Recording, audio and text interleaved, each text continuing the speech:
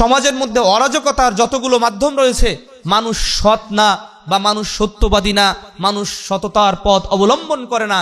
এ কারণেই আমি যেই প্রতিশ্রুতি দিয়েছিলাম সেই প্রতিশ্রুতি রাখতে পারিনি, তার মানে এটা সততার বিপরীত মিথ্যাবাদিতা বা মিথ্যা।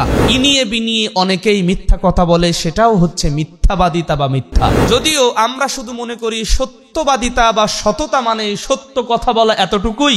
আমি সত্যতা বা সততার পথ অবলম্বন করছি, আপনি যেভাবে বলেছেন আমি সেই আমলটা ইখলাসের সাথে আপনার দিকেই রুজু করছি। আমার কথার দ্বারা এবং আমার কর্মের দ্বারা কোনো অংশেই যেন মানুষ কোনোভাবে না ঠকে। সত্যবাদিতা বা সততার গুণটা, এটা যদি এমন মহৎ গুণ না হতো, এমন বিশেষ গুণ না হতো, আল্লাহ রাব্বুল আলামিন তিনি তার নিজের সাথে গুণান্বিত করতেন না। তার প্রতিশ্রুতিতে, তার অঙ্গীকারে সত্য, এরকম মানুষ খুব কমই পাওয়া যায়, খুব কমই পাওয়া যায়।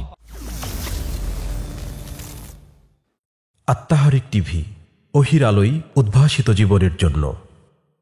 ইন্নাল হামদুলিল্লাহ ওয়াসসালাতু ওয়াসসালামু আলা রাসূলিল্লাহ ওয়া আলা আলিহি ওয়া আসহাবিহি আজমাইন ওয়া মান তাবিআহুম বিইহসানিন ইলা ইয়াউমিদ্দিন, আম্মা বা'দ। ফাআউযু বিল্লাহি মিনাশ শাইতানির রাজীম। বিসমিল্লাহির রহমানির রহিম। ইন্নামাল মুমিনুনা আল্লাযীনা আমানু বিল্লাহি ওয়া রাসূলিহি সুম্মা লাম ইয়ারতাবু وجاهدوا بأموالهم وأنفسهم في سبيل الله أولئك هم الصادقون। সূরা হুজরাত 15 নম্বর আয়াত। ওয়ান আবি মুহাম্মাদিনিল হাসান ইবনে আলী ইবনে আবি তালিব রাদিয়াল্লাহু তাআলা আনহুমা قال হাফিজতু মিন রাসূলিল্লাহি সাল্লাল্লাহু আলাইহি ওয়াসাল্লাম দা মা ইউরিবুক ইলা মা লা ইউরিবুক ফাইন্না সিদকা তামানিনা ওয়া ইন্নাল কাযিবা রিবা রাওয়াহু তিরমিযি আও কামা ক্বালা আলাইহিস সালাতু ওয়াস সালাম।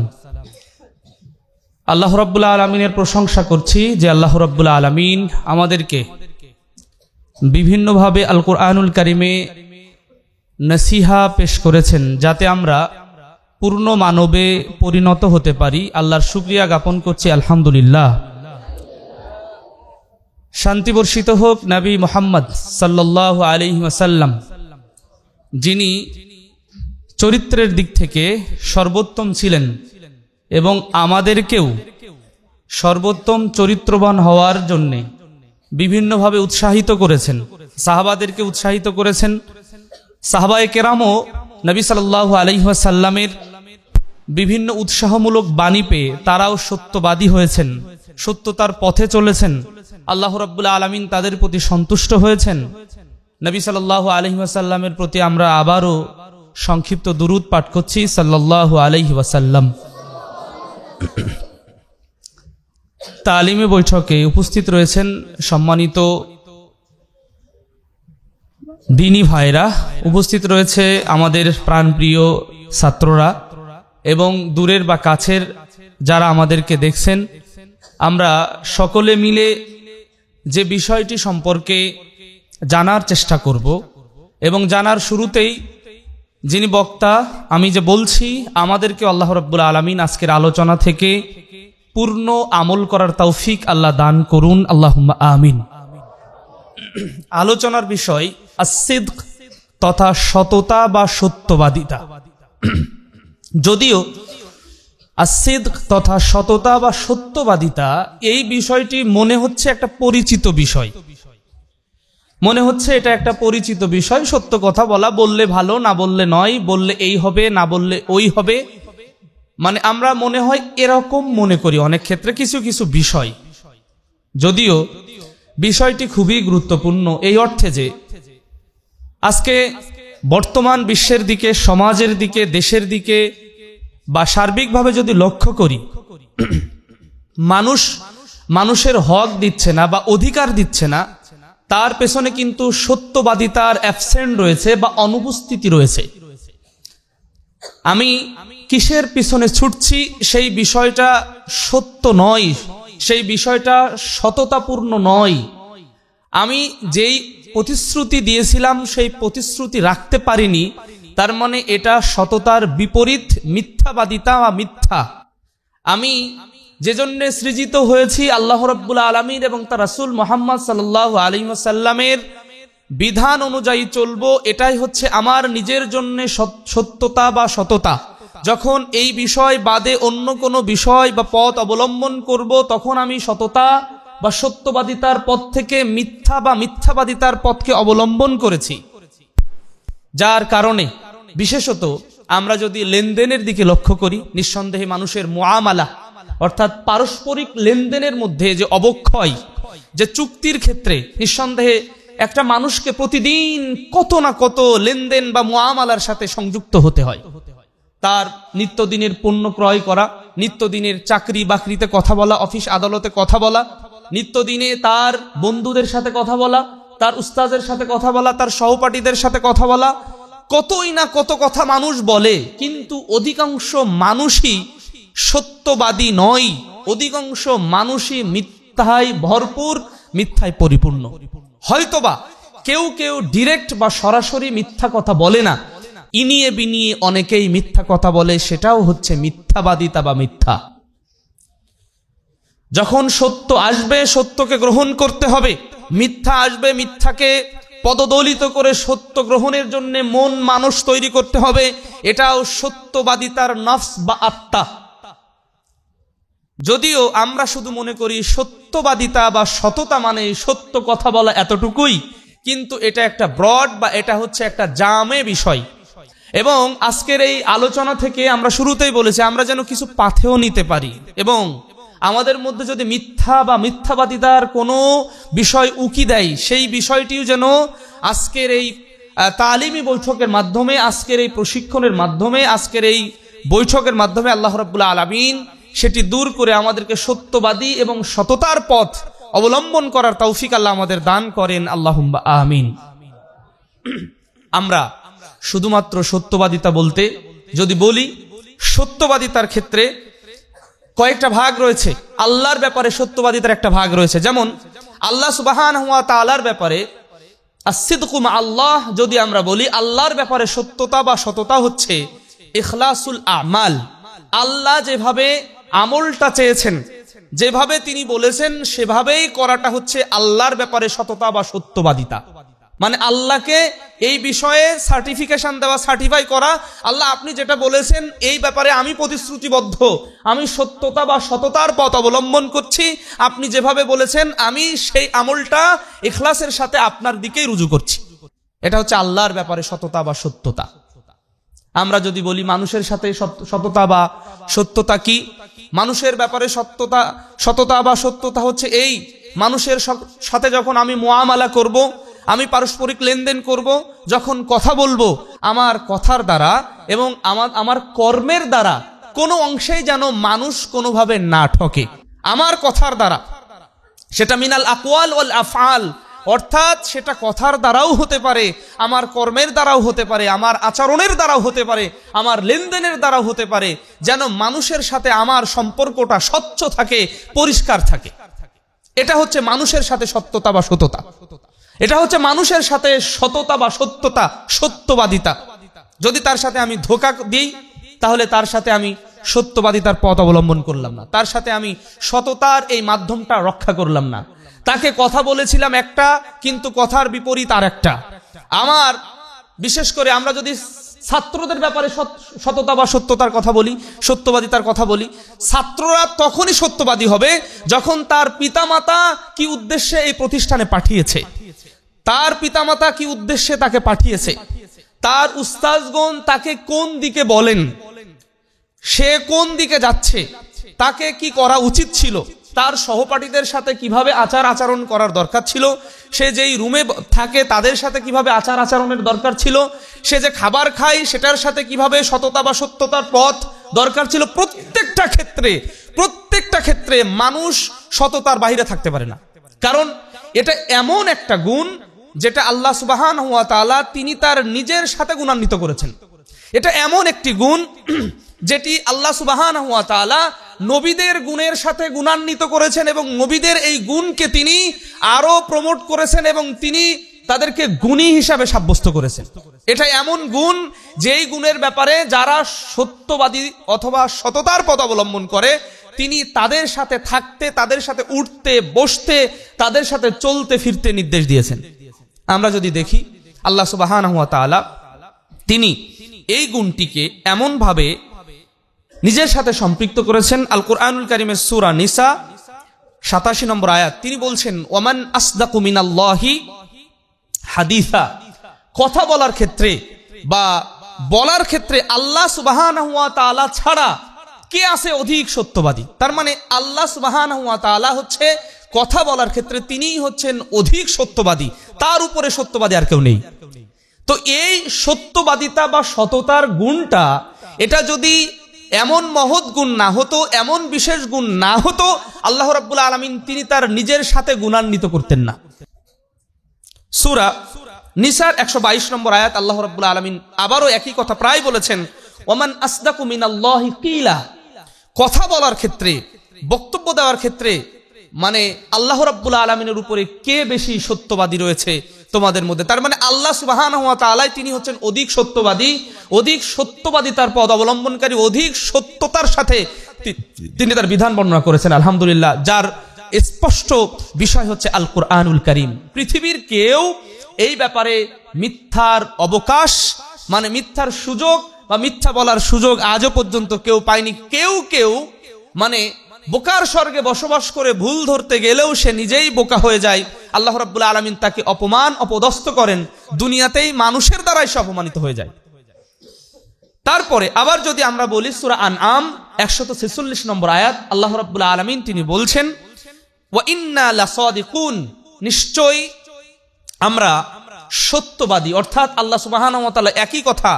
এরপরে নবী সাল্লাল্লাহু আলাইহি ওয়াসাল্লাম, নবীদের মধ্যে ইব্রাহিম আলাইহিস সালাতু ওয়াস সালাম যিনি মুসলিম জাতির পিতা, তাকে তিনি তার এই সুন্দর গুণটিকে তিনি সুন্দরভাবে উপস্থাপন করেছেন আল্লাহ সুবহানাহু ওয়া তাআলার ভাষায়, ওয়াযকুর ফিল কিতাবি ইব্রাহিম ইন্নাহু কানা সিদ্দীকান নাবিয়্যা। ইব্রাহিম আলাইহিস সালাতু ওয়াস সালামের কথা উল্লেখ করার কথা এখানে নবী সাল্লাল্লাহু আলাইহি ওয়াসাল্লামকে নির্দেশ দিলেন এবং বললেন যে তিনি এমন নবী ছিলেন যিনি সত্যবাদী সিদ্দিক নবী ছিলেন। সুবহানাল্লাহি ওয়া বিহামদিহি, সিদ্দিক নবী ছিলেন। তারপরে আমরা যদি আল্লাহ নবী সাল্লাল্লাহু আলাইহি ওয়াসাল্লামের দিকে দেখি, আল্লাহ রাব্বুল আলামিন তিনি তার চারিত্রিক বিষয়টা কিভাবে সত্যায়ন করেছেন। তিনি সত্য কথা বলতেন। সূরা নজম 3 এবং 4 নম্বর আয়াত। সেই যুগে মক্কার কুফাররা বা মুনাফিকরা বা আবার কেউ বিভিন্ন ভাবে এভাবেই বলতো যে বিষয়টা তো এমন মনে হয় এটা মুহাম্মদ নিজের পক্ষ থেকে বলেছে, মুহাম্মদ মনে হয় সাল্লাল্লাহু আলাইহি ওয়াসাল্লাম ও নিজের পক্ষ থেকে বানিয়ে বলছে, বিষয়টা এমন মনে হয় মুহাম্মদ এমন। তো আল্লাহ রাব্বুল আলামিন সেটার আবার সত্যায়ন করেছেন, ওয়ামা ইয়ান্তিকু আনিল হাওয়া ইন হুয়া ইল্লা ওয়াহুই ইউহা। এটা নিঃসন্দেহে আল্লাহ রাব্বুল আলামিন নবী সাল্লাল্লাহু আলাইহি ওয়াসাল্লাম যে সত্য নবী, তিনি যে সত্য কথা বলেন, সত্য ছাড়া মিথ্যা যে তিনি বলেন না, এটা তার প্রমাণ এবং তিনি এটা স্পষ্ট করেছেন।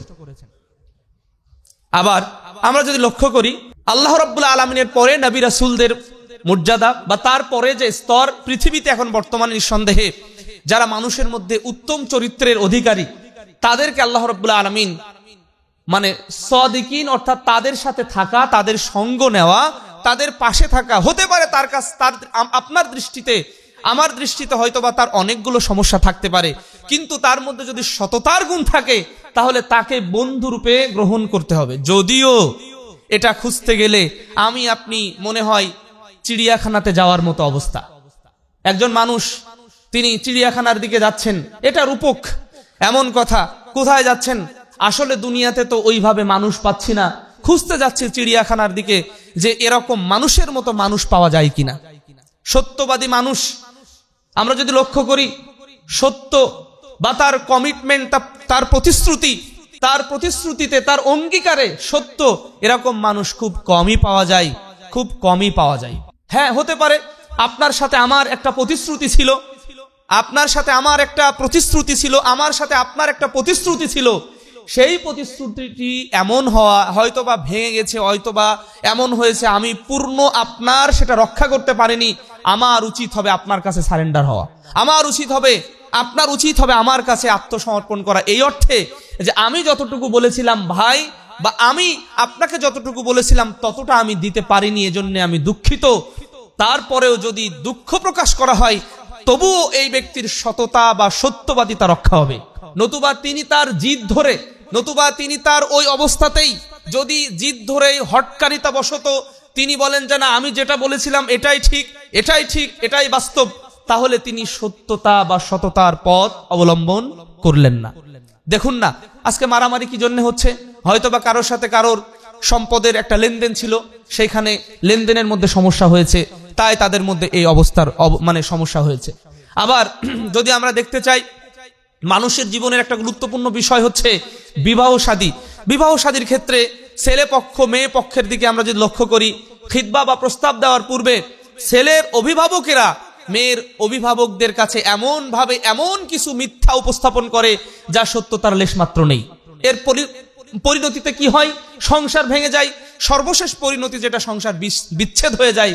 তালাক নামক যে এক বিরাট একটা অধ্যায়, সেটার অবতারণা ঘটে এবং মানুষের হৃদয় বা তাদের সংসার ভেঙে খান খান, এবং তার গতির অন্তরায় সে আর পথ খুঁজে পায় না কোন দিকে যাবে।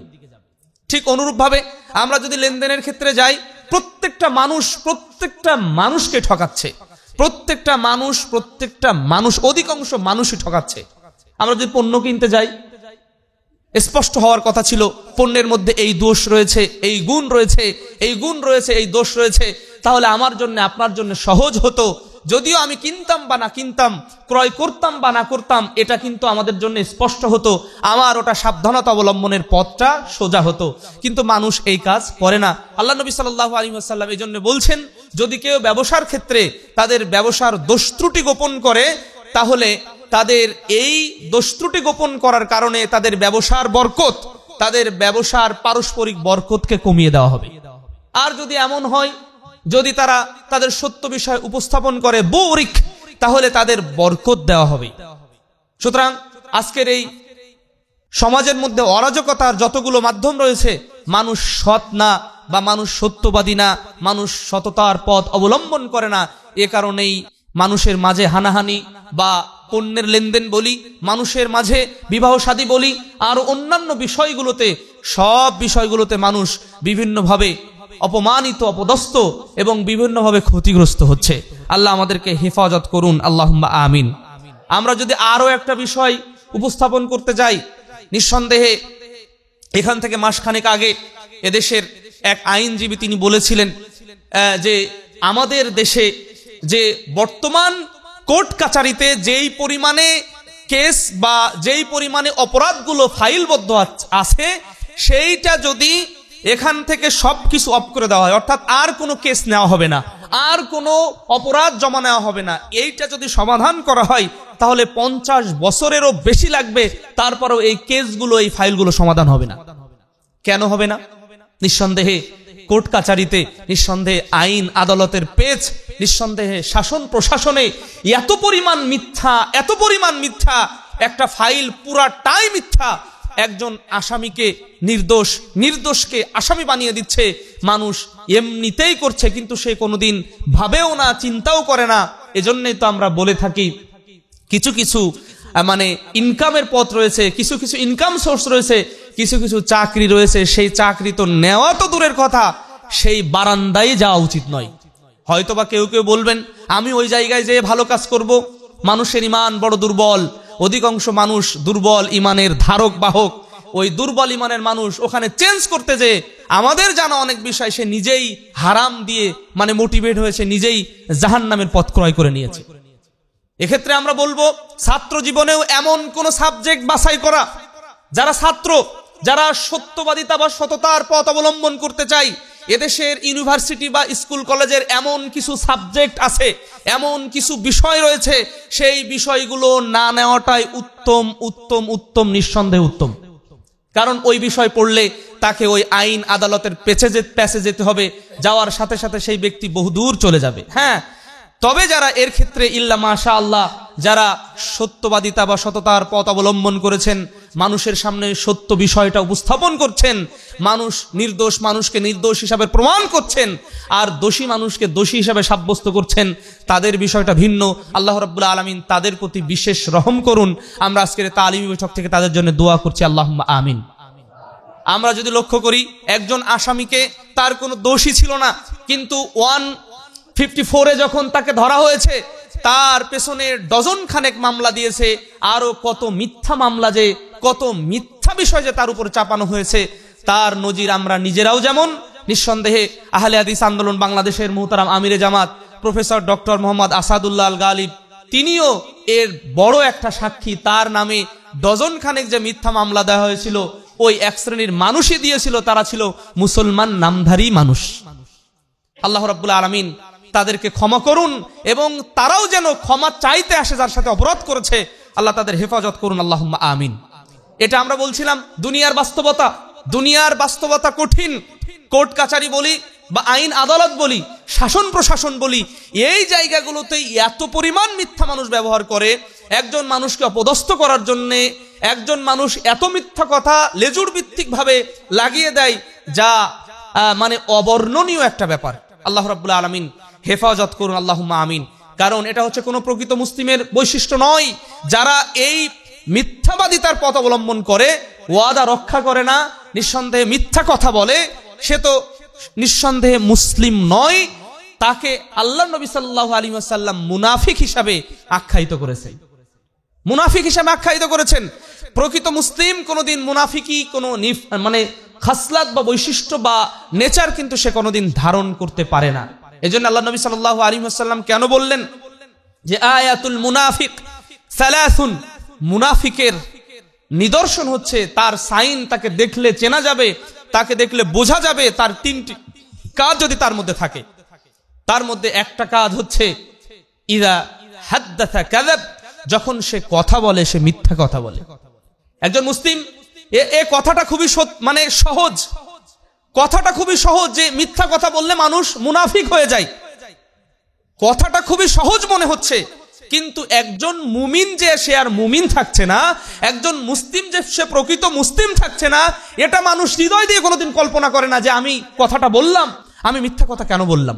তার হৃদয়ে অনুশোচনা হয় না, তার হৃদয়ে কোনোদিন বাদ সাজে না, কেন আমার এই হৃদয়, আমি আমার হৃদয়ের সাথে তো আমি মিথ্যাবাদী হয়ে গেলাম, আমি নিজের কাছে কেন ছোট হচ্ছি না। একজন মানুষ মিথ্যা কথা দিদারছে বলতে থাকে, বলতেই থাকে, সে প্রতিদিন যে কত এমনকি কত হাজারো হাজার মিথ্যা কথা কিছু কিছু মানুষ বলে থাকে, এটা তাদের বিবেকে একটুও নাড়া দেয় না। অথচ আল্লাহ নবী সাল্লাল্লাহু আলাইহি ওয়াসাল্লাম তিনি বলছেন যে মুনাফিকের আলামত হচ্ছে তিনটি। যদিও সহিহুল বুখারীর আরেকটি হাদিসের মধ্যে নবী সাল্লাল্লাহু আলাইহি ওয়াসাল্লাম বলছেন চারটি, তার চতুর্থ বিষয় হচ্ছে ইযা খাসামা ফাজার, যখন সে মানুষের সাথে ঝগড়া করে সে কি করে, মানে অশ্লীল ভাষী হয়ে যায়, মানে এমন গালিগালাজ শুরু করে দেয়, দেখবেন বাজারে ঘাটে দেখলেই পাওয়া যায়। গ্রামের মানুষের দেখলে, যাদের মানে অক্ষর জ্ঞান ওইভাবে নেই, একটু সামান্য বিষয় নিয়ে হয়তোবা গন্ডগোল হয়েছে, দুই পক্ষ এমন কথা বলতে মারামারি করতে কাটাকাটি, সেটার জেল হাজত, এমনকি কেউ আবার মার্ডার, অর্থাৎ কেউ দুনিয়া থেকে বিদায়ও নিয়ে যায়। অথচ ছোট্ট একটা বিষয় সে এমন ভাবে শুরু করেছে। এগুলো কি মুসলিমের বৈশিষ্ট্য? নিঃসন্দেহে না। যদিও কখনো কখনো আমাদের বাঁধ ভেঙে যায়, তারপরেও একজন মুসলিম হিসাবে বাঁধ ভাঙলে হবে না, চেষ্টা করতে হবে শালীনতার মধ্যে থাকা। হয়তোবা কখনো কখনো ভুল হয়ে যাবে, যার সাথে ভুল হবে তার কাছে যে ক্ষমা চেয়ে নিতে হবে। যদি আল্লাহর সংশ্লিষ্ট হয় আল্লাহর কাছে ক্ষমা চাইতে হবে। আল্লাহর হক সংশ্লিষ্ট বিষয় মানুষের কাছে নয়, মানুষের হক সংশ্লিষ্ট বিষয় আল্লাহর কাছে নয়। যার হক তাকে দেওয়ার নামই হচ্ছে মুসলিম, তাকে দেওয়ার নামই হচ্ছে প্রকৃত মুমিন। আল্লাহ রাব্বুল আলামিন আমাদের তৌফিক দান করুন, আল্লাহুম্মা আমিন। সত্যবাদিতা বা সততা, নিঃসন্দেহে এটা তো এমন গুণ যেটা আল্লাহর গুণে গুণান্বিত হওয়ার জন্য আল্লাহ বলেছেন। আল্লাহ রাব্বুল আলামিন সত্যবাদীদের সঙ্গী বা সাথী হওয়ার জন্য বলেছেন।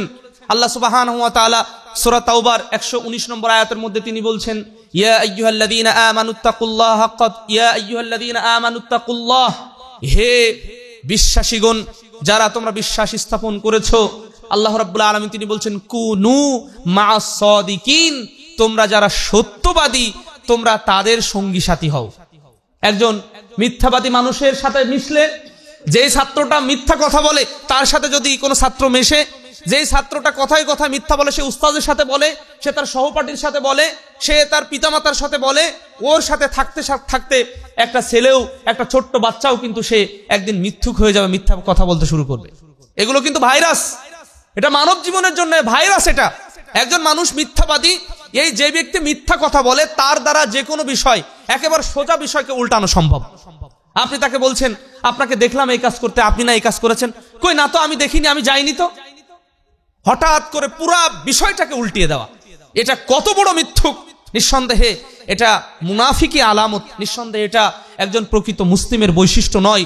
যদি কখনো এরকম হয়ে যায়, আমাদের আল্লাহর কাছে তওবা করা এবং যার সাথে হয়েছে তার কাছ থেকে ক্ষমা চেয়ে নেওয়া ছাড়া আল্লাহ রাব্বুল আলামিন কিন্তু এই পাপ ক্ষমা করবেন না। একজন মুসলিম হিসাবে, একজন মুমিন হিসাবে আমরা এই ধরনের আচরণ কখনো করতে পারি না। আল্লাহ রাব্বুল আলামিন আমাদের তৌফিক দান করুন, আল্লাহ আমাদেরকে হেফাজত করুন, আল্লাহুম্মা আমিন।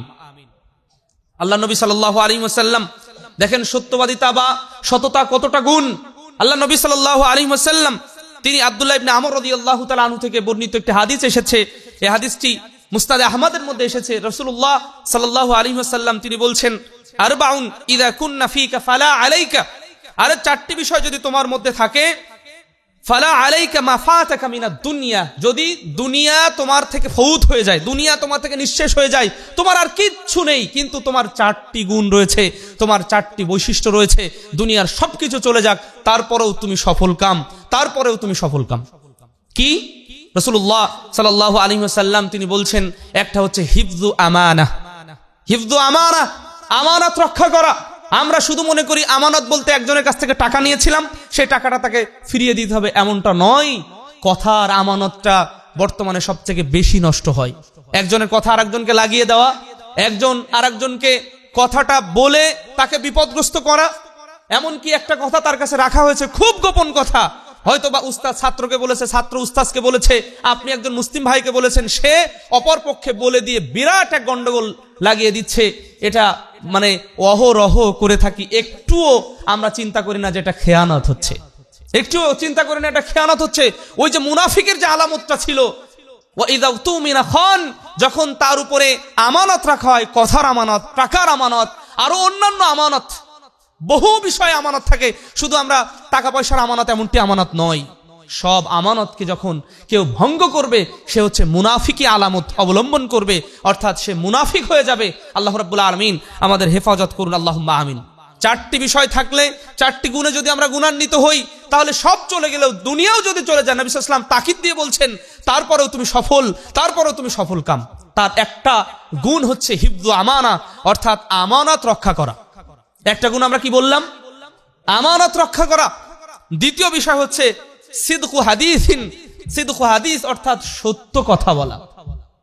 সত্য কথা বলা, হয়তোবা এমন হবে সত্য কথা বলেছে, অনেক বিপদ এসেছে, কিন্তু পরবর্তীতে এটার স্বাদ খুবই মিষ্টি, এটার স্বাদ খুবই মিষ্টি, এটা খুবই প্রশান্তিদায়ক।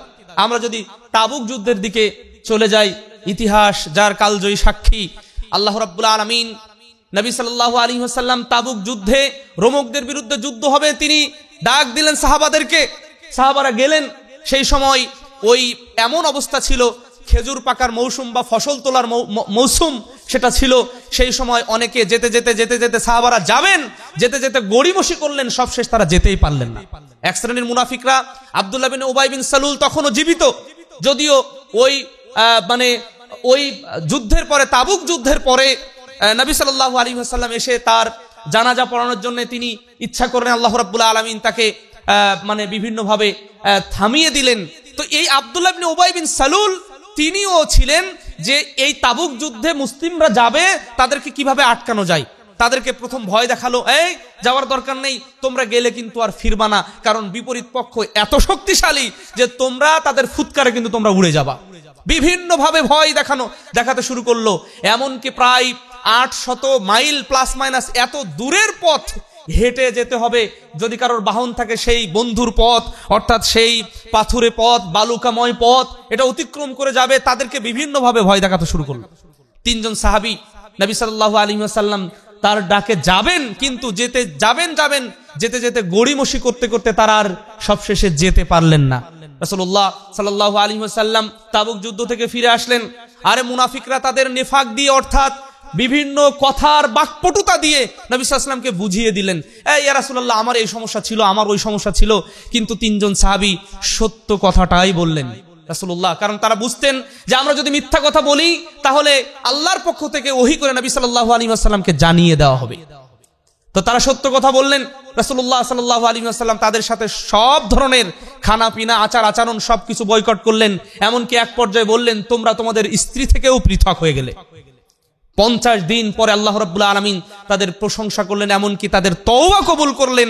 যদিও 50টি দিন তিনজন সাহাবীর জন্য অনেক কষ্টকর ছিল, আল্লাহ রাব্বুল আলামিন তওবা কবুল করেছিলেন। নবী সাল্লাল্লাহু আলাইহি ওয়াসাল্লাম তাদের প্রশংসা করেছিলেন, তারা মুক্তি পেয়েছিল। এজন্য প্রবাদ রয়েছে, আস-সিদকু ইউনজি ওয়াল কিযবু ইহলিক। এটা আমরা বিশেষ করে ছাত্র ভাইরা সবাই জানে। সত্য মুক্তি দেয় আর মিথ্যা মানুষকে ধ্বংস করে। একটা মিথ্যাকে মানে সত্যকে ঢাকতে যে কত মিথ্যা কথা বলতে হয়, অথচ কত যে পাপ হয়, কত যে পাপী হয়ে যায় মানুষ, এটা মানুষ কল্পনা করে না। এখন মানুষ শুধু নগদ, কিন্তু কোনোদিন চিন্তা করে না, হারে আমার আমল নামায় কত যে পাপ একত্রিত হচ্ছে, আমার আমল নামায় কত যে মিথ্যা একত্রিত হচ্ছে, এটা কোনোদিন চিন্তা করে না। মানুষ শুধু সামনে যাচ্ছে, কিন্তু সে কি নিয়ে যাচ্ছে? এখন যদি সে পরকালে চলে যায়, অর্থাৎ সে যদি আখিরাতের দিকে বারজাখি জীবনে যায়, তাহলে সেখানে যে সে কি করবে, এরকম চিন্তা মানুষ করে না। এটা মানুষের উচিত ছিল না, এই আচরণ মানুষের উচিত ছিল না। এরকম পদ্ধতি অবলম্বন করা, এই গুণ অবলম্বন করতে আল্লাহ রাব্বুল আলামিন এবং নবী সাল্লাল্লাহু আলাইহি ওয়াসাল্লাম নিঃসন্দেহে বারবার তাকিদ দিয়েছেন, নিষেধ করেছেন। আল্লাহ রাব্বুল আলামিন আমাদের হেফাজত করুন, আল্লাহুম্মা আমিন। তৃতীয় বিষয় হচ্ছে হুসনু খালিকাহ, অর্থাৎ যারা চরিত্রবান মানুষ তাদের সাহচর্য, তাদের সঙ্গীত্ব বরণ করা।